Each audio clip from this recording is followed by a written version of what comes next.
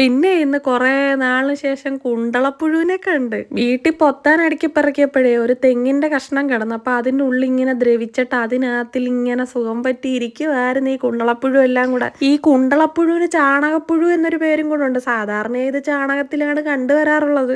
ഇതിനെ മിക്ക നാടുകളിലും വറുത്തും പച്ചയ്ക്കും ഒക്കെ തിന്നാറുണ്ടെന്ന് കേട്ടിട്ടുമുണ്ട്, ചില വീഡിയോകളിൽ കണ്ടിട്ടുമുണ്ട്.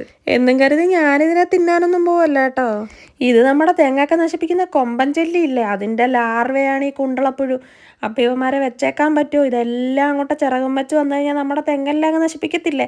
അതുകൊണ്ട് ഞാൻ ഇതിനെല്ലാം നുള്ളിപ്പിറക്കി ഒരെണ്ണം പോലും ഇല്ലാതെ ഒരു പാത്രത്തിനകത്തങ്ങെടുത്ത് ഇതിനെ ചവിട്ടിയോ ഞെക്കിയോ ഒക്കെ എനിക്ക് കൊല്ലായിരുന്നു. പക്ഷെ പാവമല്ലേ, ഉറുമ്പുകൾ ഇതിനെ തിന്നാൻ വരുന്നുണ്ടപ്പോൾ എനിക്ക് ഉറുമ്പിനോടൊരു സഹതാപം തോന്നി.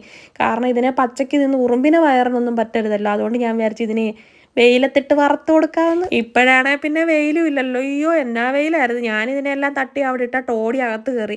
എനിക്ക് വെയിലും കൊണ്ട് കരിയാൻ വയ്യ. കുറച്ച് കഴിഞ്ഞ് വെയിലൊക്കെ താന്ന് ഞാൻ ചെന്ന് നോക്കിയപ്പോൾ ഉണ്ടടാ എല്ലാം നല്ല മൊരാന്ന് ഫ്രൈ ആയി ഇരിപ്പോൾ. ഈ കുണ്ടളപ്പുഴുവിനെ നമ്മളൊന്നും ചെയ്യേണ്ട ആവശ്യമില്ല, ചുമ്മാ ഇങ്ങനെ വെയിലത്തോണ്ട് ഇട്ടാൽ മതി, അതിങ്ങനെ ഫ്രൈ ആയിപ്പിക്കോളും. ചിലതൊക്കെ ചൂട് കൂടിയതുകൊണ്ട് കരിഞ്ഞു വരെ പോയേക്കുന്നു. ഉറുമ്പിനിപ്പോൾ ഹാപ്പി ആയി കാണും. ബിരിയാണി കിട്ടിയ സന്തോഷമായിരിക്കും. കാരണം ഫ്രൈ ചെയ്ത കുണ്ടളപ്പുഴുവിനെയല്ലേ ഞാൻ അവർക്ക് കൊടുത്തേക്കുന്നത്. നേരത്തേക്കായി കൂടുതൽ ഉറുമ്പ് ഇപ്പോൾ എത്തിയിട്ടുണ്ട്. പിന്നെ എൻ്റെ ഒരു സംശയം എന്ന് വെച്ചാൽ വീട്ടിലാണെങ്കിൽ വല്ല അരിയോ ഗോതമ്പോ എന്തുണക്കാനിട്ടാലും പ്രാവോ കാക്കയോ ഒന്ന് കൊത്തിപ്പറക്കിക്കൊണ്ടങ്ങ് പോവും.